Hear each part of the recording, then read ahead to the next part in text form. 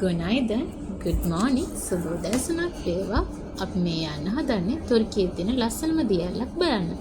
මේ තුර්කියේ තියෙන දියැලේ නම තමයි ඩූඩන් දියැල. මේ දියැල තියෙන්නේ අන්තාලියා ප්‍රදේශයේ. අපිට ඒකේ බස් අංක වලින් යනවා නම් V30, CF66, CV17 කියන බස් අංක වලින් අපිට ඩූඩන් දියැල නරඹන්න යන්න පුළුවන්. මේ ඩූඩන් දියැලට යන මාර්ගයේ විස්තර බාණ්ඩ සමරු සටහන් ගොඩක් අපිට දැක් ගන්න පුළුවන්. මේ සමරු සටහන් ගොඩක් මිලක් නැහැ, මිල අධික නැහැ. සාමාන්‍ය මුදලකට අපිට ලබා ගන්න පුළුවන්. සාමාන්‍යයෙන් ওই රේසින් ආර්ට්ස් නිර්මාණ සමරු සටහන් ලීර 100කට 3ක් විතර අපිට ගන්න පුළුවන්. ඒ කියන්නේ ලංකාවේ මුදල නම් සාමාන්‍ය වශයෙන් ගත්තොත් 1400ක් වගේ වෙනවා. තව තොප්පි, මාල, වලලු ආයි නන් විශේෂ තියෙනවා.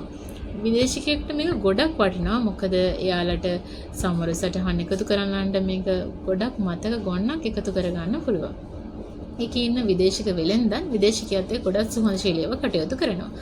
අපි අයිස්ක්‍රීම් බැලුවොත් මේ අයිස්ක්‍රීම් එකේ ගොඩක් ලොකු වෙනසක් තියෙනවා. මොකද මේ අයිස්ක්‍රීම් එක රස විඳින්න වගේම ඒ තියෙන ඩාන්ස් එක අපිට නරඹලා සිතට සතුටක් ගන්නත් පුළුවන්. මේ සාමාන්‍ය මේ අයිස්ක්‍රීම් එකක් ලීර 100ක් 150ක් අතර වෙනවා. අයිස්ක්‍රීම් වගේම එදා ගොඩක් අපි ගිය දවස්වල ගොඩක් රස්නේ ජූස් තියෙනවා. ෆ්‍රෙෂ් ජූස් සාමාන්‍යයෙන් 100ක් 150ක් වගේ මුදලක් තමයි වෙන්නේ. මේ අපි ඩූඩන් දියැල නරඹන්න යනවා නම් ඒ අපිට ටිකට් එකක් ගන්න වෙනවා. ටිකට් එක සාමාන්‍ය ලීර 50ක් විතර තමයි වෙන්නේ. ටිකට් එකක් ගත්තාම තමයි අපිට ඩූඩන් දියැල නරඹන්න ඇතුළු වෙන්න පුළුවන්. මේ ඩූඩන් දියැල යන මාර්ගයේ එදා අපි ගියේ නිවාඩු දවසක. ඒක නිසා වැඩිම විදේශිකයන්ට වඩා හිටියේ දේශීය සංචාරකයන්. දේශ සංචාරකයන් අපිට ගොඩක් විදේශිකයන්ට ගොඩක් සුහදශීලී.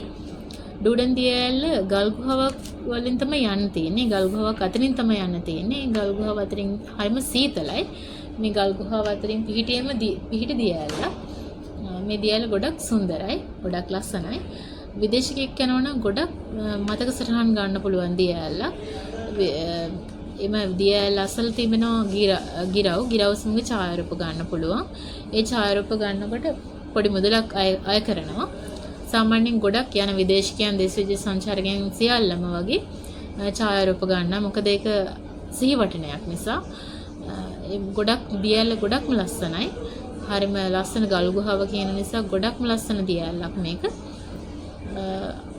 මේ දියැල කොටස් දෙකකින් යුක්තයි. ඉහළ ඩූඩන් සහ පහළ ඩූඩන් ලෙස දෙකක් තියෙනවා.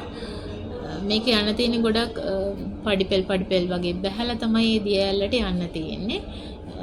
පහළ තමයි දියැල තියෙන්නේ. ගොඩක් ලොකු ප්‍රදේශික දියැල විහිදලා යනවා.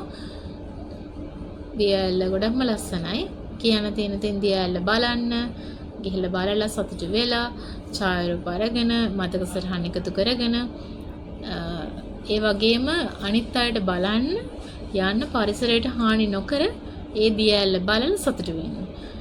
සාමාන්‍යයෙන් යන කට්ටිය ගොඩක් පරිසර හිතකාම පිරිසක් තමයි යන්නේ. ඒක නිසා ඒ දියැලේ සුන්දරත්වය බලලා විඳගෙන හැමෝම එන්න. ඒ දියැල ගැන ඔයාලා